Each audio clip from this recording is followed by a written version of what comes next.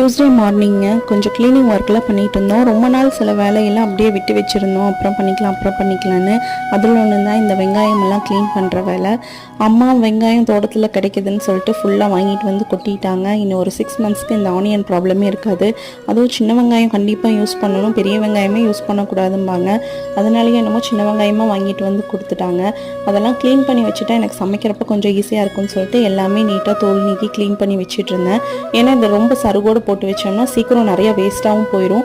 And நம்ம use பண்ண எடுக்கும்போது எனக்கு கொஞ்சம் கஷ்டமாக இருக்கும். ஹஸ்பண்டும் நான் கொஞ்சம் ஹெல்ப் பண்ணுறேன்னு இந்த ரூம் க்ளீனிங், பெட்ஷீட் அடிக்கிறது, இந்த மாதிரி சின்ன சின்ன ஹெல்ப் பண்ணிட்டு இருந்தாங்க. எனக்கு ரொம்ப யூஸ்ஃபுல்லாக இருந்தது வந்து ஹெல்ப் எல்லாம்.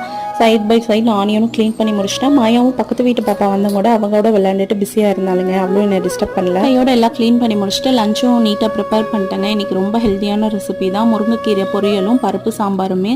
இது வந்து ஒரு ரசம் டைப்பில் தான் சாம்பார் வச்சுருந்தா நல்லா இருந்துச்சுங்க. இன்னொரு வீடியோவில் பார்க்கலாம். பாய்.